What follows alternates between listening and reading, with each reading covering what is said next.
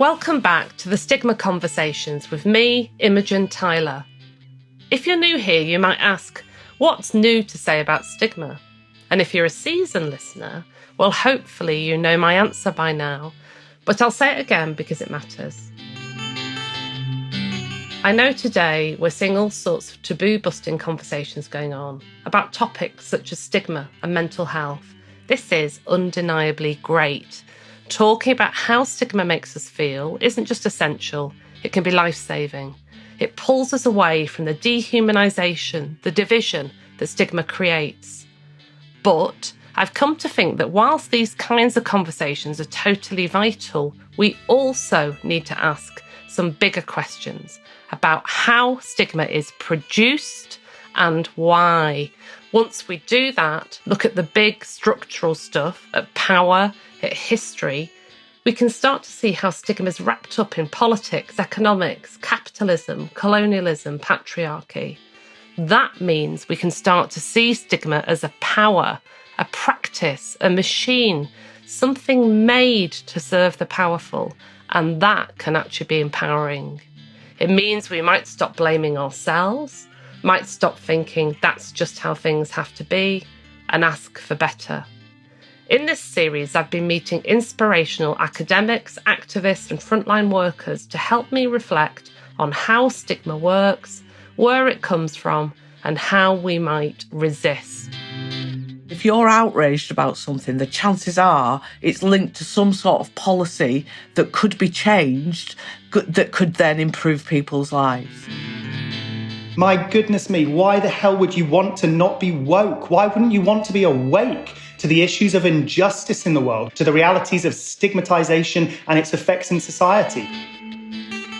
We always have to understand history in the past to understand the present, and the way in which stigma and labelling people and stigmatising people reproduces itself.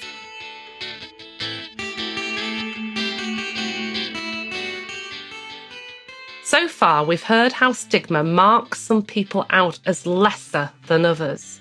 We've also talked about stigma and poverty, something so entangled here in the UK, with histories of class, citizenship and race.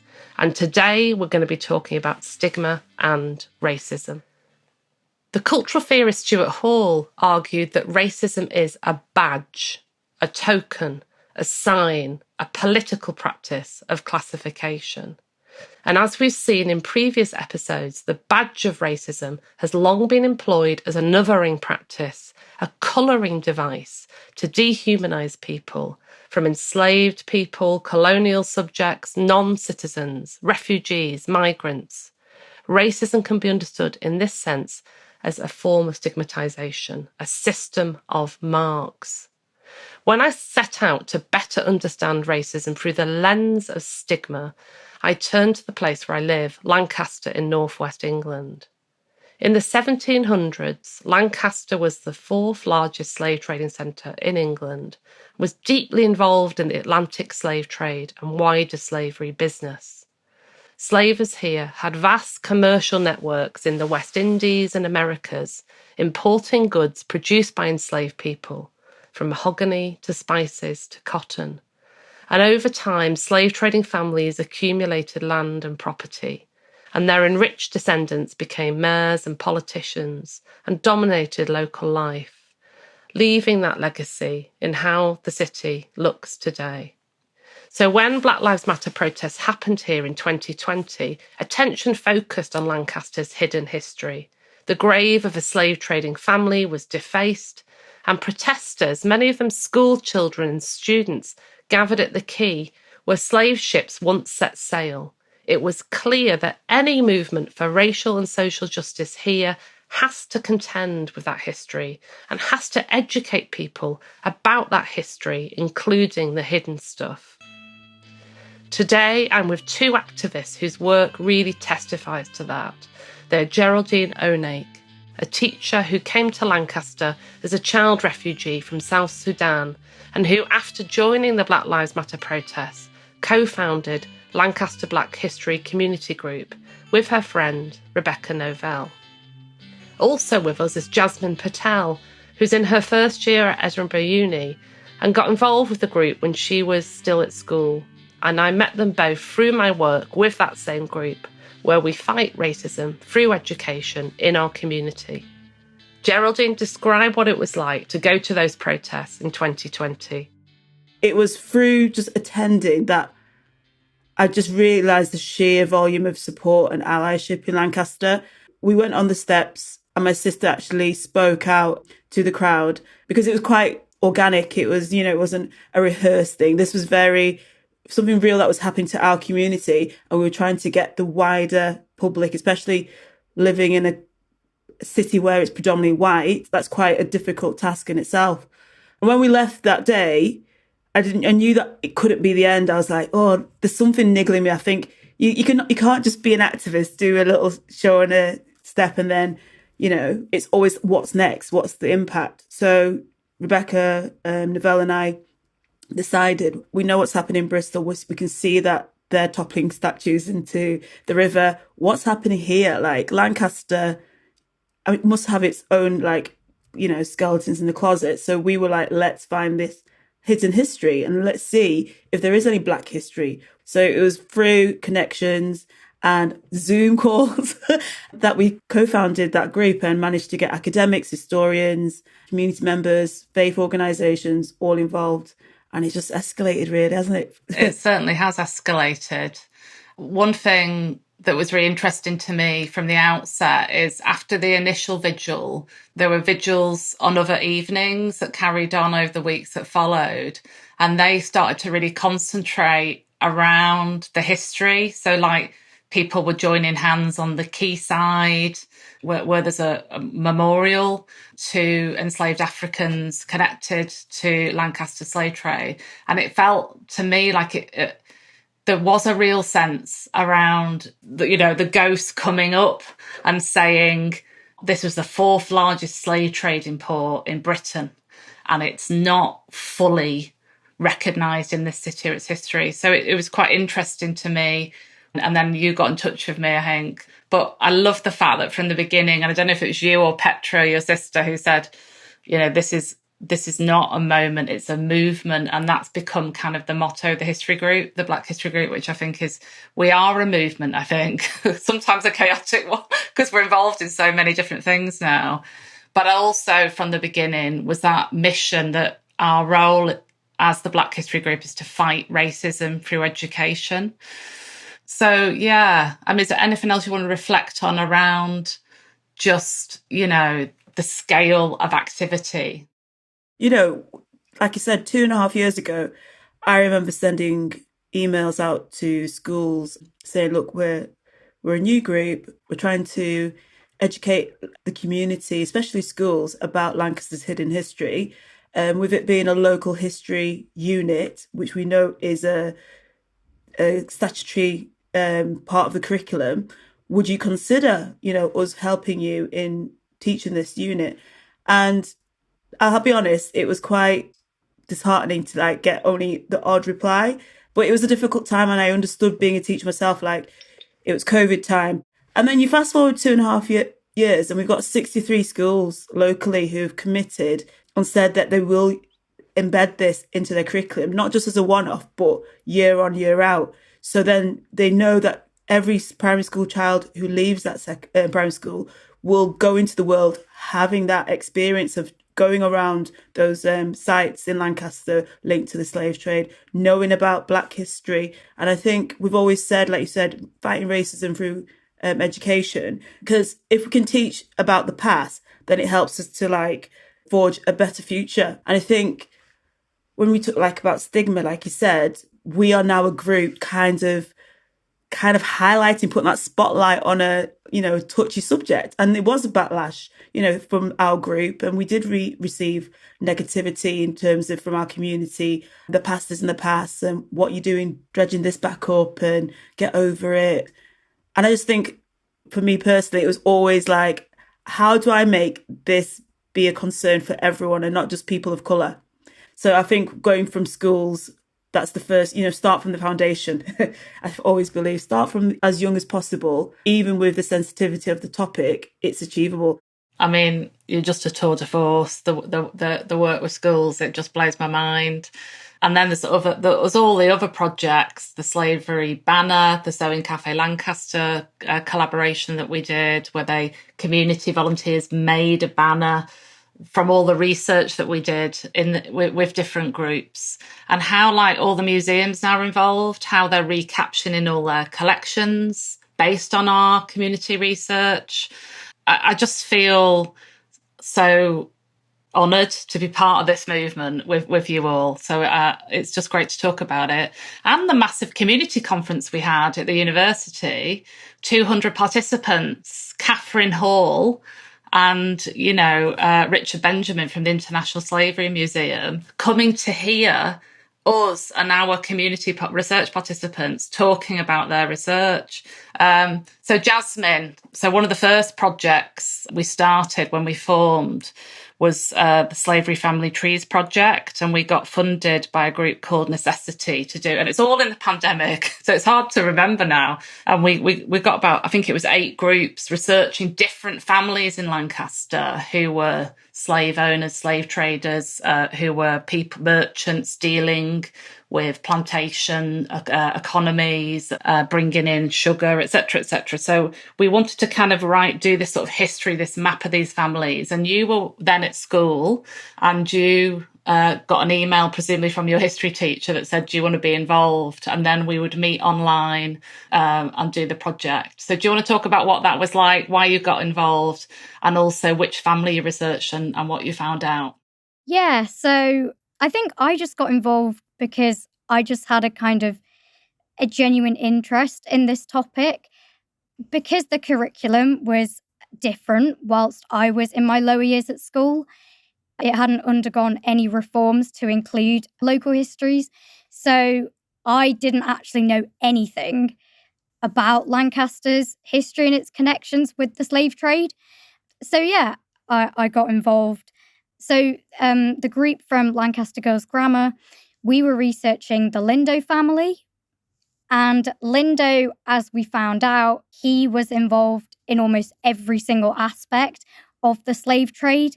He was unscrupulous, was involved in the direct trade, the inter-American slave trade. He was a slave owner, planter, ship owner. Exploring his story just really demonstrated the interconnected nature of slave trade economies within Lancaster. One of the things that came up through the Lindo research was also really starting to think about Black Lancastrians, so people who'd arrived in various ways, and we can't always fill in the details of how, but had arrived to live in Lancaster, and actually that thinking about Black agency and what it would have been like to be Black in 18th century Lancaster. And Lindo is one of those families, isn't it, where we started to think about Black presence. So Lindo's house, just for the listener, is right next to Jasmine's school, and it still exists. It's a very large grand Georgian house. And in that house, we're almost as sure as we could be, there was a Black slave servant who belonged to Lindo living in that house called John Chance. And that, I think that became part of the work, wasn't it, that we started to think about Black lives and Black presence. And I think that was really interesting that this house still stands. And I know, Jasmine, you got to go into the house and have a look around it as well, which is amazing. And I know also that your school group actually made a trail and started doing work so that you can feed back into the school curriculum. So whenever that unit on transatlantic slavery is taught in the school in the future, it'll be tied literally to the local place of where the school sits, Lindo Square that it sits in, and also Lindo's house, and also that reminder that there were Black Lancastrians here in the 18th century living here. So at the end of that project, me and you worked a bit together, didn't we, writing a letter? Do you want to just say something about that? Yeah, so we wrote a letter to the Tate Gallery. So I'd been researching one of the portraits that hung in number 1 Queen Square, Lindo's house. And this portrait depicts William Lindo and his wife, Abigail Rawlinson, She was a member of the Rawlinson family. They were major slave traders in Lancaster at the time. And one of the ways Lindo made his fortune was by marrying into that family. So the portrait has Lindo and his wife. And then in the background, you can see some ships. And the caption on this portrait by the Tate Gallery, it never alluded to his connections with the slave trade. And we were obviously quite concerned by this. And so we wanted to change this. So we came up with an alternative caption, which clearly stated Lindo's involvement as a planter, slave owner. Unfortunately, the Tate Gallery have still not gotten back to us. Maybe they will when they listen to this, Jasmine. Maybe, hey? Hopefully. Yeah, but obviously quite disappointing for us. Well, we're not giving up yet, though. And it's making me think about one project, actually, that we're all involved in. So this is a project where Lancaster Black History Group has partnered with a Judges Lodging Museum in Lancaster to help them reframe their collections. So this is like a grand Georgian building. It's where the judge stayed when he came to Lancaster for the Assizes courts. And it's now a museum. And in that museum, they've got lots of portraits, like the one Jasmine was talking about of Lindo. They've got portraits of merchants, slave traders, slave owners and their families in the museum, as well as a very large collection of Gillows furniture. And Gillows was a very famous 18th century furniture maker. And all the exotic woods like mahogany used came from the plantation into Lancaster port.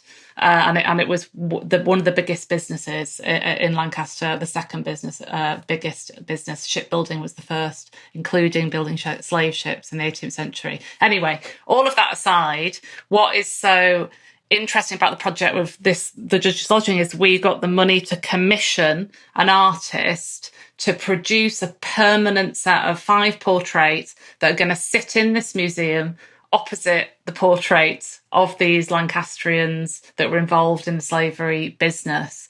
So do you want to tell us a little bit about, because Jasmine, I know you're on the commissioning group, about that and about the artist and what she's doing? We chose the artist Layla Harris. She's a local artist from Kendal, and she's absolutely brilliant. So she's done lots of research herself, building on the research that we've done within the Lancaster Black History Group on Black Lancastrians. And she's basically exploring and trying to highlight through her portraits Black agency. So it's about kind of dispelling this myth that learning about Black histories is all sort of doom and gloom.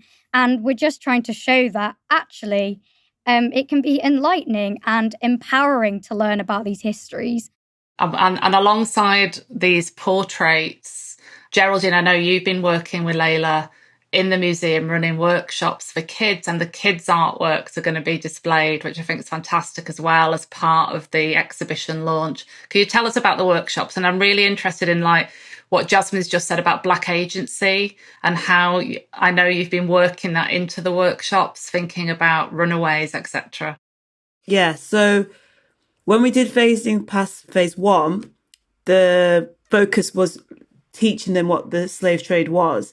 So this time we wanted to make sure that the limelight was on those Black stories. So we focused on Ibu Boy, using the primary source of an advert, showing them this is a real advert from that period of time.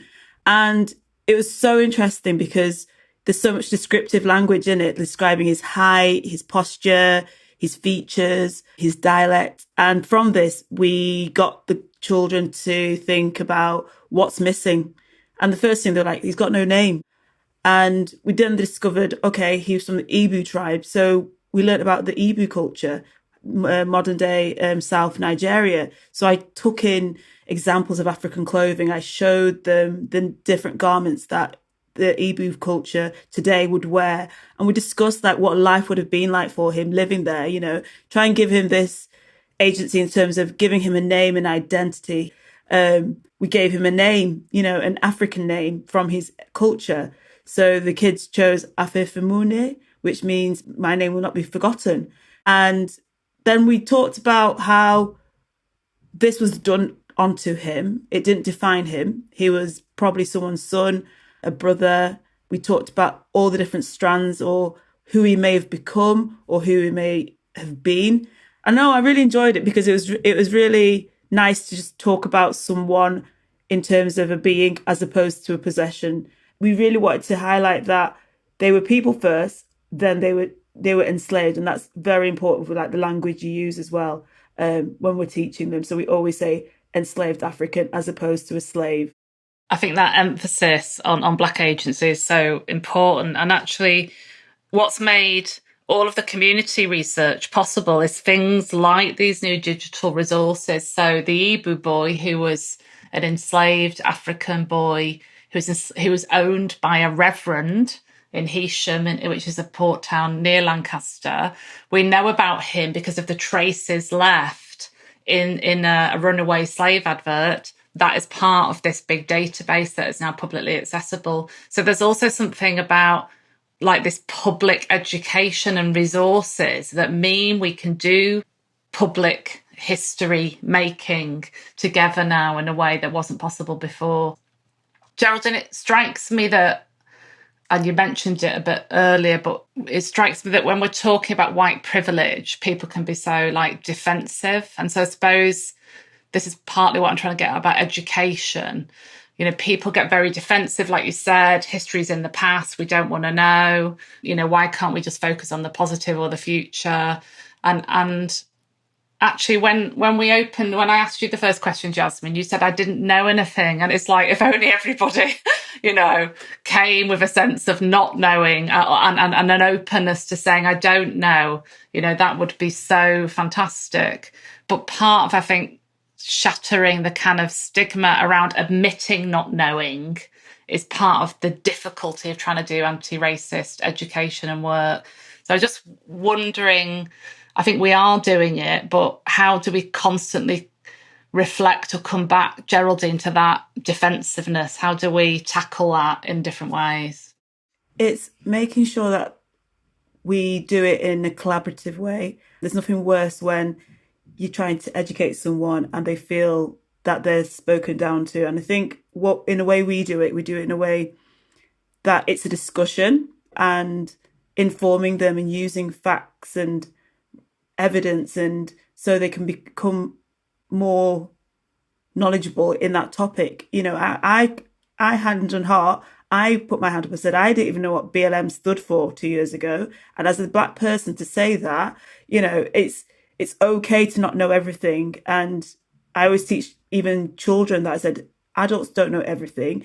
Every day is changing. We're finding out more information day to day. And if organizations like churches are putting their hands up and saying, look, we had a role to play and facing this past, because it's the addressing it, I think, for me personally, we have to address it first. So you have to admit it happened in order to move on. And I think a lot of people today, it's a bitter pill to swallow because some of them are still benefiting from it, you know, in terms of inheritance and these Georgian houses that they live in because their descendants may or may have not profited through the slave trade in order to purchase it. So it's looking inside themselves and thinking, what is it that's stopping me from actually wanting to learn more? And yeah, there are people making changes in their small ways. And I think with anti-racism, it's that proactivity, isn't it? Like actively having those discussions, even though they make you feel uncomfortable. And yes, in Lancaster, I think we are a great example of like openness to change in terms of the pub changing its name, acknowledging, oh, actually, Robert Gillow, we don't feel right celebrating him and having our pub named after him. Let's do something about it. But making that action and using that informed knowledge to make that decision, even aware of the backlash they might receive. And they did get some, you know. And whatever change you do, whatever we attempt to do, it's always been in partnership with the community. We've always said that's the forefront. We would never do it if it wasn't agreed, if they weren't consulted. And that's why we do these community consultations. So it's something that they've become involved in. Yeah. And I think it's fantastic the way that we're doing it and how we work with that resistance in a way that's open, not just confrontational, and I think that's part of why the diversity of the group is so great as well, because we all speak to different communities as well. Jasmine, you're now secretary of Lancaster Black History Group, but I also know you've just started university in Edinburgh, and I kind of wondered, what have you taken from being part of this movement to your new life as a student in Edinburgh? What kind of conversations are you having? And do you feel like your generation is better at talking about racism and inequality than the kind of resistances that I think Geraldine and I have both seen perhaps in older generations? Yeah, so I think this generation is a very tolerant generation. We've grown up kind of seeing LGBTQ movements be successful. We've been through Black Lives Matter. And so I think we're all quite willing to learn. And I think we all know that grassroots movements can have a massive impact. And that's quite important, that we know that these sorts of movements can be successful. I think at this university, a lot of people have an interest in politics and current social issues. So it's been quite easy to actually start these conversations about kind of contentious, maybe, issues. And even I was telling people that I was doing this podcast later today, people were really interested. I think it's interesting. I'm studying in Edinburgh, and Edinburgh also has quite strong connections to the slave trade. I haven't really educated myself about the impacts of the slave trade here, but I'm ready to get involved in that if I can as well, and just building on my experiences. Thanks so much. It's good to have that really hopeful positivity about the generation like you, Jasmine. So young and yet so very self-reflexive. Geraldine, just final question to you, Geraldine. I know that you set up Lancaster Black History Group with Rebecca, and she works as a social worker with refugee groups and communities. And you also, your own stories as coming to Lancaster as a refugee. And one thing I think that in my more academic work, not that this isn't my academic work, but in my academic work that I do is try and think about how histories of racism and histories of subjugation, exploitation play out in ways that are very similar, but in ways that are also changing. And one group, it seems to me at the moment in Britain, who are the target of so much kind of social hatred, division, racism, are refugees. And I just wondered, what your thoughts were about that in terms of how, as a Black History Group, we've focused on specific histories, but actually we're talking about racism in all its forms as the centre of what we do. Yeah, witnessing how a country that welcomed me those many years ago and how we became a city of sanctuary, that was something I was proud of. But to see the wider world and the politics happening around refugee camps and the treatment, racism, especially how, if anything, is to happen in Lancaster, they are the targeted group at the moment. They are the ones to blame. And it is the propaganda. It's what they're sold into the papers that they read. Yet the refugees I meet, they bring a wealth of experience and knowledge and culture. Lancaster has changed so much in a positive way in terms of diversity. When I came here, we were one of the very few Black families live in Lancaster. I now walk into town and there's many faces of different ethnicities and races, and it shows progress for me, I think personally. It feels like this city, this northwest city, it's getting there, and because we're embracing refugees, and I think we can lead by example. And, I'm proud of my refugee status. I do always start that, even though I have no remnants of my accent of being born in South Sudan, I will start off with saying I was born in South Sudan. I came here as a child refugee. And it's the opportunities that Lancaster's really embraced us. And that what my sister said, like some of your red roses are as black as us kind of thing. I think Lancaster is not a monolith now in terms of the people you see. it's in diverse. A Lancastrian person, like the Ibu boy with his broad dialect accent, can look like me. And I think I always wear my red rose as a badge of pride, actually.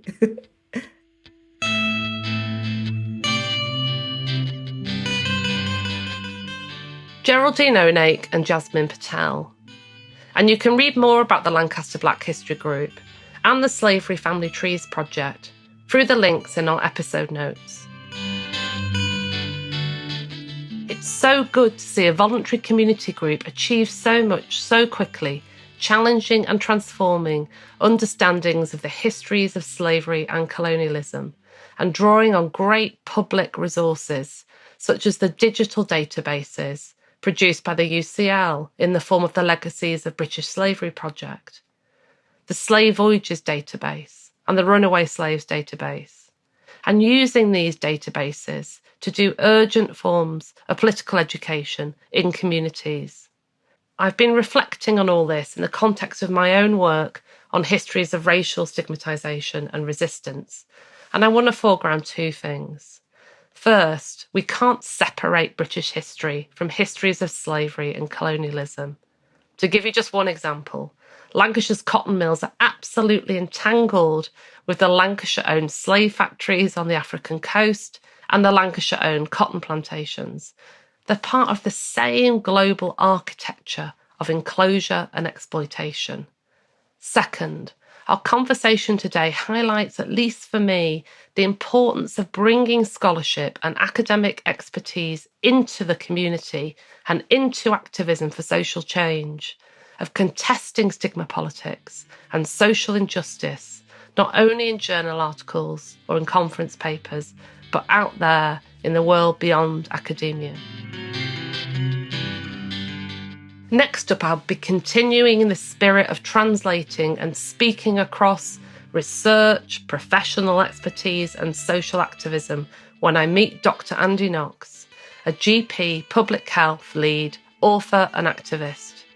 We'll be talking about how structural problems, including stigmatisation, make us unwell, and how we now stand at a point he describes as nothing short of apocalyptic, a moment, he says, of revelation. It sounds dramatic, and it is. My producer was Alice Block, and the sound engineer was Dave Crackles. Please remember to share us far and wide, including the episode notes full of readings for each show, because talking about stigma is part of how we end it. See you soon. Thanks for listening.